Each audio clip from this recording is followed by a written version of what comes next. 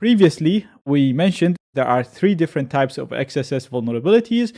We have the reflected XSS, where we actually put the XSS payload or the evil code in the URL, and then we'll have to send this URL to the target person to load in their browser. And once they do, our evil code in here gets executed.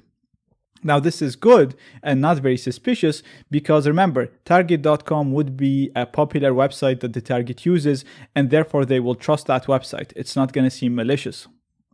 We also spoke about stored XSS, which is basically exactly the same as reflected. It gets you to compromise users as well. It injects JavaScript code in the target. The only difference is in this case, instead of having to send the URL, the evil code is stored somewhere, possibly in the database, and therefore the code will be executed to any user that loads the vulnerable page. You won't have to send them the payload within the URL, which makes it much more convincing. You won't even need to communicate directly with users. You can simply inject your evil code and just wait for people to load that page and then get the evil code loaded on their website.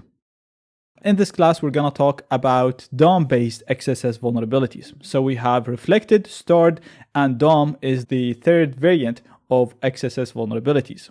Similar to reflected and stored, it's an XSS vulnerability, so it allows us to run JavaScript code in the vulnerable web pages. We can discover it exactly the same as the stored and the reflected. The only difference is there is no communication between the client and the web server when we exploit such vulnerabilities. So they happen or occur completely within the DOM. A DOM is basically all the objects that you see on a web page. So when you load a web page and you see all the elements on it, so let's have an example here. We have a web page here. We have all these elements on it. All of this is called the DOM, and each one of them is an object within the DOM. So this is an object, this is an object, this is an object. The text in here is an object. Everything is an object within the loaded page. But it's all has already been loaded within your browser. And DOM XSS happens within this document. So when you exploit it, no communication happened between this object and the web server. The main idea is because there is no communication between the current loaded page, the document, and the server, nothing is going to be stored on the server side. There's no logs to show that this has been exploited.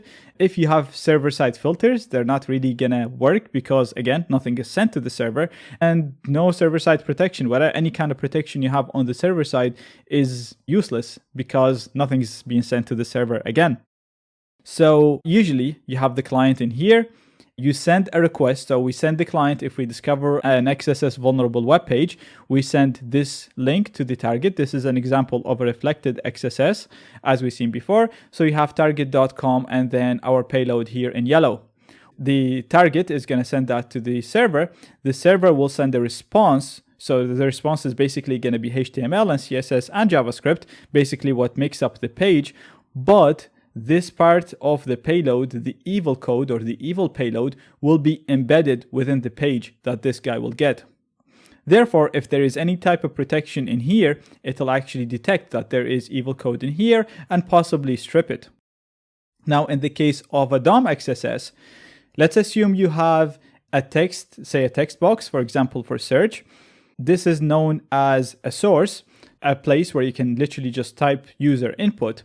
And for example, when you hit enter, when you start searching within this search box, nothing is sent to the web server. It's going to run client-side code in here. And therefore, it's going to substitute your evil code somewhere within this client-side code, which is written in JavaScript as well. And as a result, it'll execute your evil code within this JavaScript function.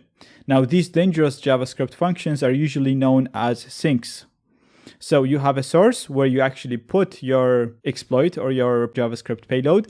This will not be sent to the web server. It'll be used within other JavaScript code within the page. And because this JavaScript code is vulnerable, it's dangerous, it's going to execute your payload, therefore resulting in an XSS vulnerability. And all of that is happening without sending anything to the web server. And that's the main difference between DOM-based XSS and the reflected and the stored. In the reflected and the stored, the payload basically comes from the server back to the client as a result of a request. But in this case, in the DOM's case, nothing is sent to the server. Basically, you put something in here, it's already used in JavaScript, which is already loaded on the browser, and therefore the code gets executed. Now, in the next lectures, we'll cover a number of examples of DOM-based XSS, and you'll notice that discovering and exploiting these vulnerabilities is very similar to reflected and stored XSS. The main difference is the way they occur in the background.